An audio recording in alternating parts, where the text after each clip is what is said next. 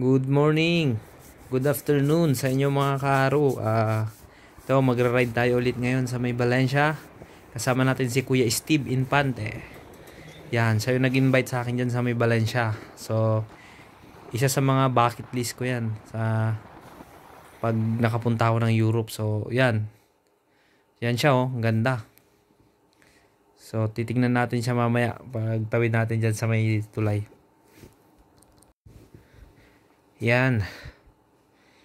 Yep. Oh, yan oh, parang sa spaceship sa Dragon Balls. Tapos yan naman oh, parang nasa Dubai. So sa Valencia yan.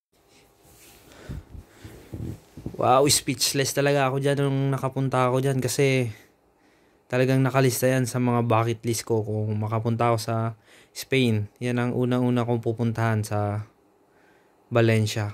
Kasi talagang sa Instagram ko lang siya nakikita mga kaaro. So ayan, na personal ko na siya at napakaganda talaga. Ayan, makikita nyo mga bata o nasa lobo. Nasa ilalim sila naglalaro. So, ayan o. Oh, diba? Ang linaw nung tubig. So, mas maganda siguro dito pag gabi. Kaso, umaga lang ako pwedeng makapasyal. Kasi, yun lang yung free time ko. So, ayan, shoutout nga pala kay Steve.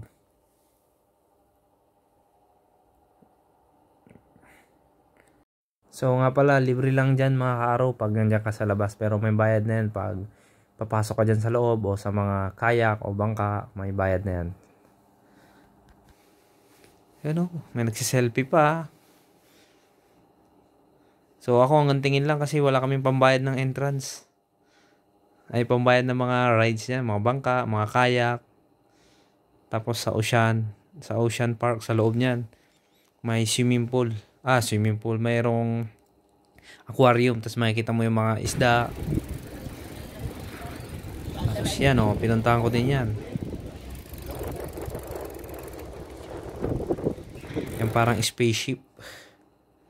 Parang nasa Dragon Balls ka. So, napakaganda.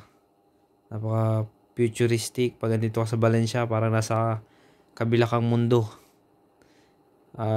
May iwan mo lahat ng problema mo pagdating dyan. Yan.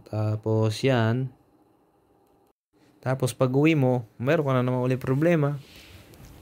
At least mababawasan ng kaunti.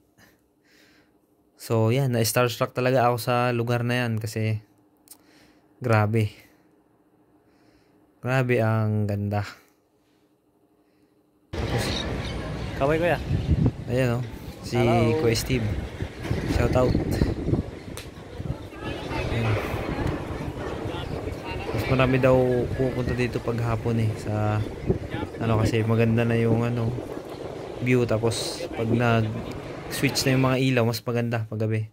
So ayan, pupunta kami ni Kuya Steve dyan sa may part ng Valencia na signage. Tapos magpipicture lang kami dyan, then uwi na rin kasi kami. So, nag-pass by lang kami dyan. Ayan Valencia. Kaso may nagawa-picture kaya hindi kami nagkaroon ng chance para masolo yung karatula ng Valencia. So, yan. Nagpa-picture na lang ako kay Kuya Steve kahit may mga tao. Kasi pag isa-isa namin yan, matagal. So, mainip kami mag-antay kasi maraming nakapila sa picture. So ayan, nagmamadali na kami kasi tanghali na rin at kailangan namin mag-ensayo kasi may pinaghahandang kaming Grand Fondo ni Kuya Steve. So ayan, so makikita nyo siya nagtatrangko kasi hindi ko alam yung lugar dyan, baka maligaw ako. Tapos ayan, pauwi na kami agad.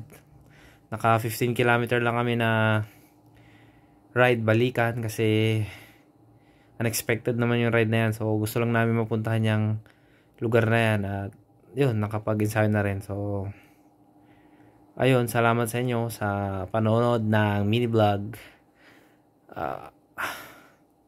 Tingnan nyo lang yung mga lugar at huwag nyo nang pansinin yung mga pinagsasabi ko. Basta alam ko maganda yung lugar.